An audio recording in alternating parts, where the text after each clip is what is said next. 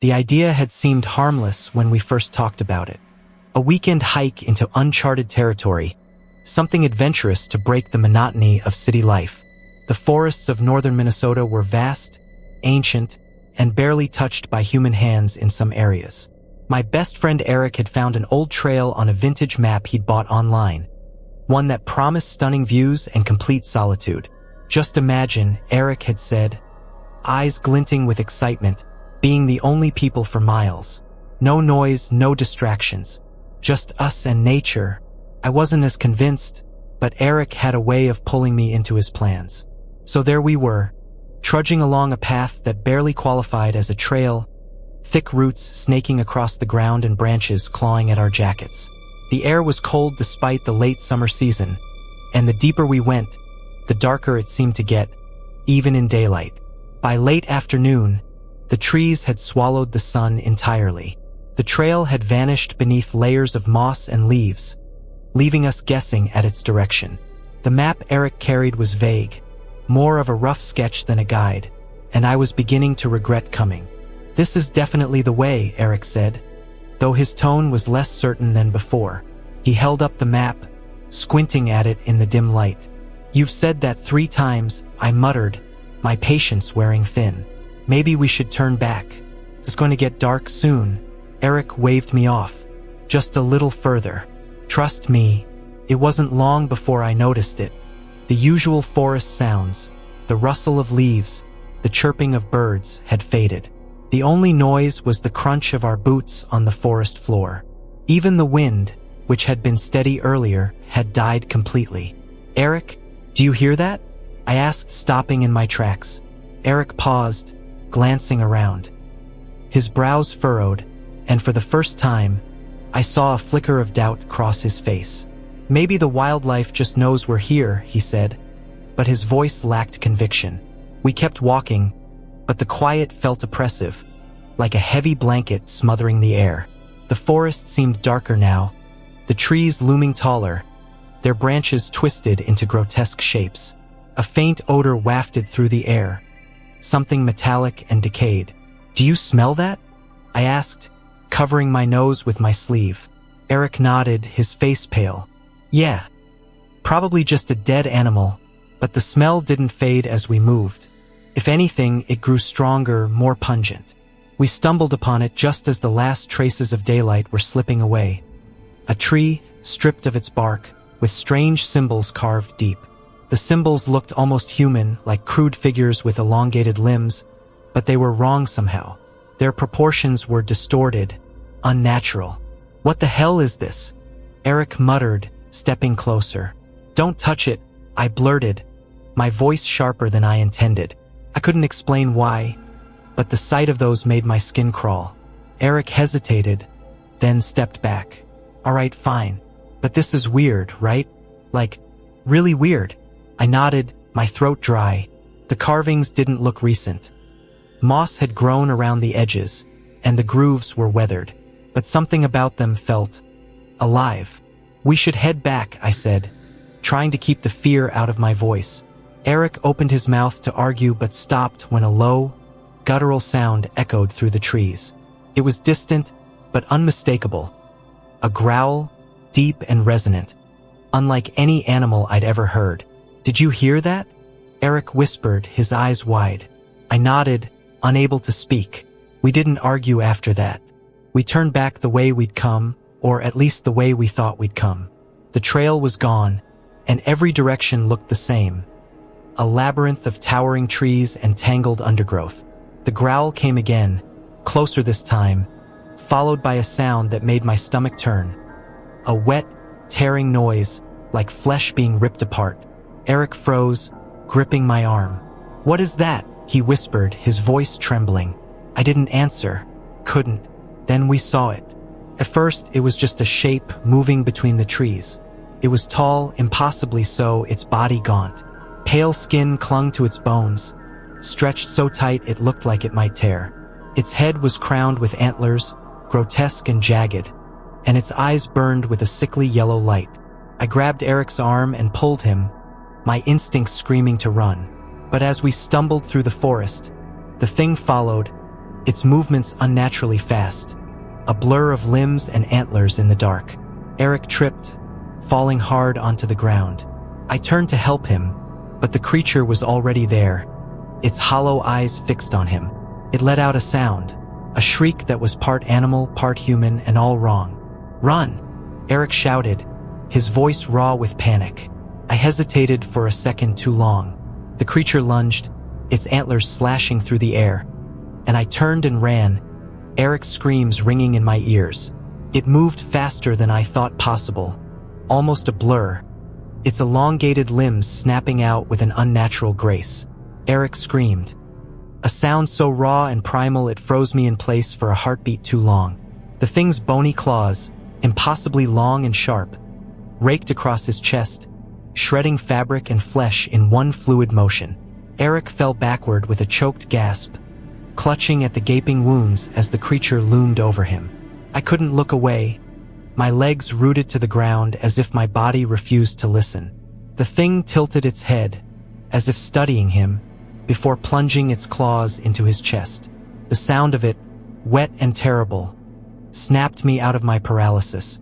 Eric's screams turned into something worse, a gurgling, gasping sound as the creature tore into him, its jaws opening far wider than they should, revealing rows of jagged, blackened teeth. The metallic smell hit me then, overpowering and nauseating. My stomach lurched, and I turned, bile rising in my throat. My mind screamed at me to run, to move. Somehow, my legs found strength, and I bolted into the trees, the forest a blur around me. The forest was endless, the trees crowding closer as if conspiring against me. My feet pounded against the uneven ground, tripping on roots and catching on low branches. I didn't care, I had to keep moving. Behind me, the creature let out a shriek, the sound reverberating through the trees, sharp and inhuman. I stumbled, falling hard onto the forest floor. My palms scraped against rough bark, my knees slamming into the dirt. Pain shot through me, but I couldn't stop. I scrambled to my feet, half crawling, half running as I heard the thing crashing through the underbrush behind me. It was toying with me. I knew it. Its movements weren't rushed. It wasn't running at full speed. The thought almost broke me, but I forced it down, focusing on one thing: survival. Ahead, a thick tangle of trees and undergrowth caught my eye, a cluster of bushes and fallen logs half covered in moss. It wasn't much, but it was something. I threw myself into the gap beneath the logs, squeezing into the cramped space, the damp earth clinging to my clothes. My breaths were ragged, loud in the suffocating silence. I bit down on my hand to muffle the sound, my heart hammering so hard I thought it might give me away. Seconds stretched into an eternity. The crashing sound stopped. For a moment, I thought I might have lost it. Then I heard it. The slow, deliberate crunch of leaves and twigs. It was close, too close. Through a narrow gap in the logs, I could see its shadow moving between the trees. It was hunched over, its limbs impossibly long, its antlers scraping against the branches above. I held my breath, my body trembling as it prowled closer. Its head turned, those glowing yellow eyes scanning the forest floor. It sniffed the air, its chest expanding in a grotesque, jerky motion. My hand tightened over my mouth, my teeth digging into my skin to keep from screaming. It was right in front of me now, its pale, skeletal feet stepping mere inches from my hiding spot. I squeezed my eyes shut, willing myself to disappear, to become part of the earth itself. The creature paused, letting out a low, guttural growl. Then it turned its head sharply, its antlers slicing through a low branch. It let out another shriek, this one angrier, frustrated. I dared to peek again and saw it stalking away, its movements tense, almost agitated. I didn't move. Not for minutes, not for hours, it felt like a lifetime. Even after the sounds of its retreat faded, I stayed where I was, trembling in the damp, cold earth, too terrified to risk coming out. My breath was shallow, each exhale shaking as it passed through my lips. The tight confines of my hiding spot seemed to close in on me, the rough bark pressing into my back, the dirt clinging to my sweat-soaked clothes. I wanted to believe it was gone, but every instinct in my body screamed otherwise. Creatures like that didn't just leave. It had chased me for a reason, and I was certain it hadn't given up. Minutes stretched into what felt like hours. My muscles ached from staying so still. The cold seeped into my skin, but I didn't dare move. The forest was silent again, but it wasn't the comforting silence of a natural night. It was oppressive, suffocating, as if the woods themselves were waiting for something. I strained to listen for any sound, the rustle of leaves, the crunch of branches. Nothing. Still, I stayed. When I finally worked up the nerve to move, it wasn't out of courage but necessity. My legs were cramping, and I could no longer ignore the pins and needles stabbing at my limbs. I peeked through the narrow gap in the logs again.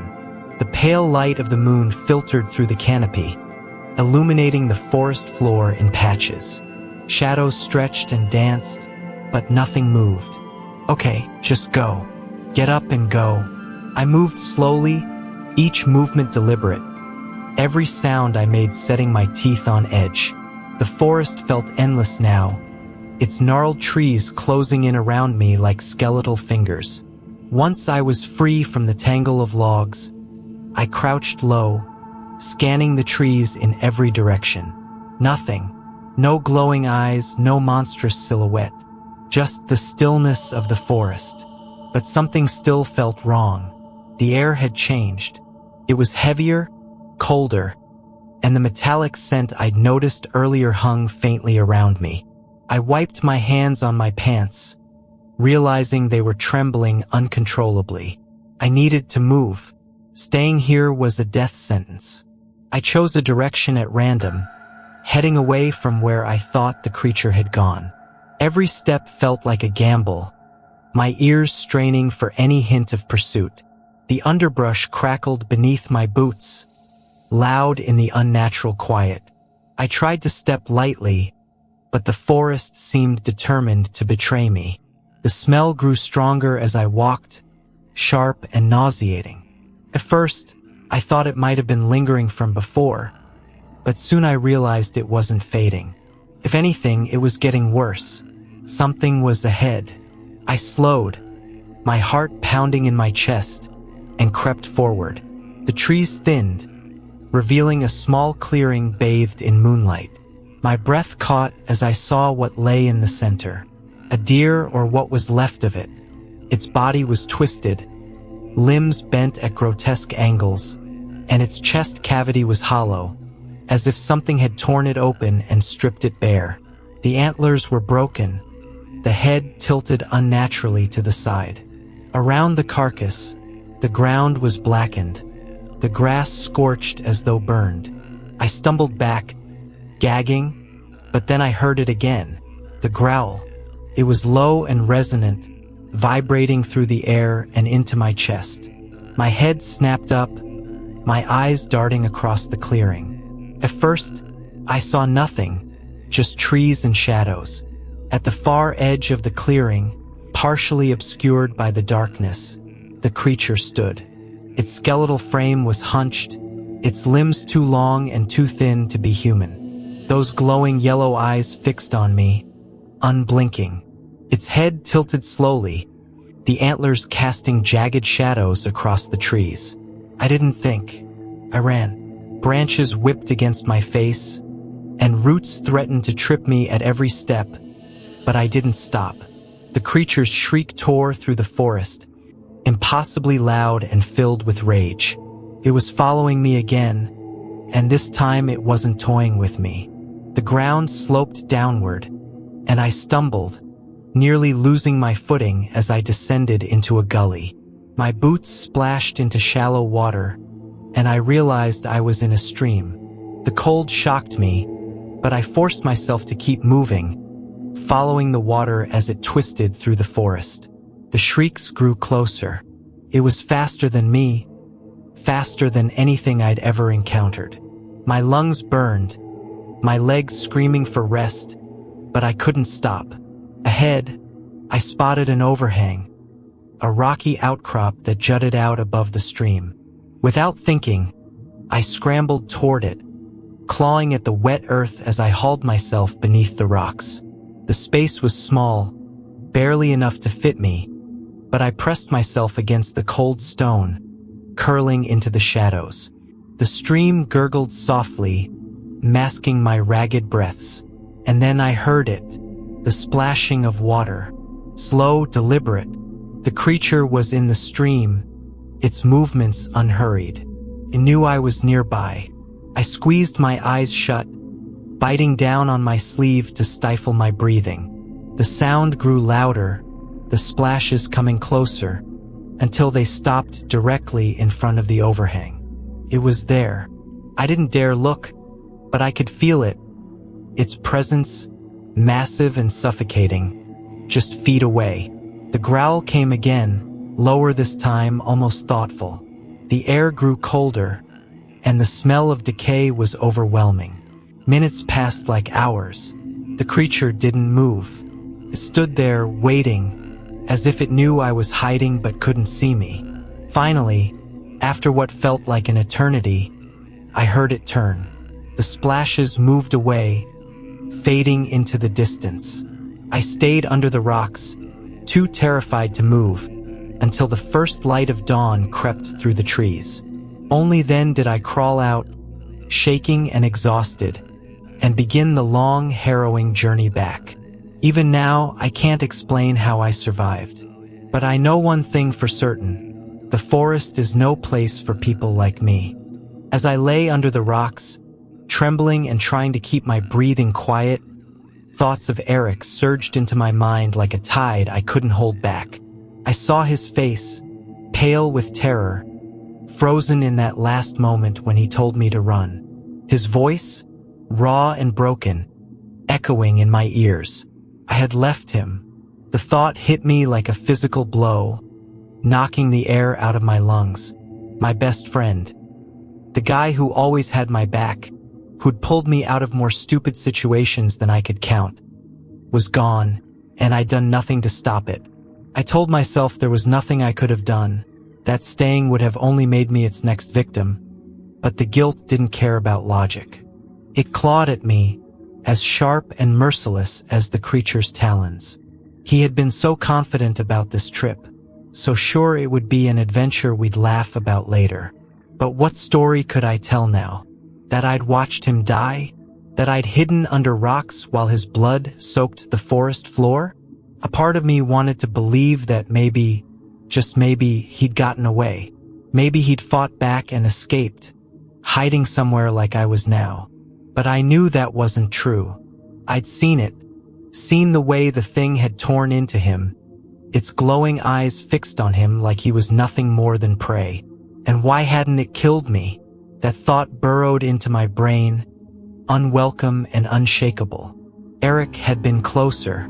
Eric had fallen. Eric had become its target. If I'd stayed just a second longer, would it have been me? Had I survived because he hadn't? The guilt twisted into something darker then, something cold and nauseating. I hated myself for thinking it, but the thought wouldn't leave me. Eric had saved me. Not on purpose, not in the way a hero does in stories, but in that awful, brutal moment, his fall had given me the chance to run. Crying wouldn't help me. Grieving wouldn't bring Eric back. But the ache in my chest wouldn't let go. And then there was the other thought, the one I didn't want to say aloud, even in my own mind. What the hell was that thing? It wasn't just an animal. No creature moved like that, hunted like that. Those glowing eyes, those antlers, the awful shriek. It was something out of nightmares, something ancient and wrong. I remembered the tree we'd found, with the carvings that looked almost human but weren't. Had that been a warning? A sign that we'd crossed into a place we didn't belong? Eric had joked about being the only people for miles, but now I wondered if that was why the creature had hunted us. Maybe it wasn't supposed to be disturbed. Maybe it had been waiting, watching, and we'd stumbled right into its domain. I thought about how the forest had grown so unnaturally quiet before it appeared. The signs had been there, but we'd ignored them.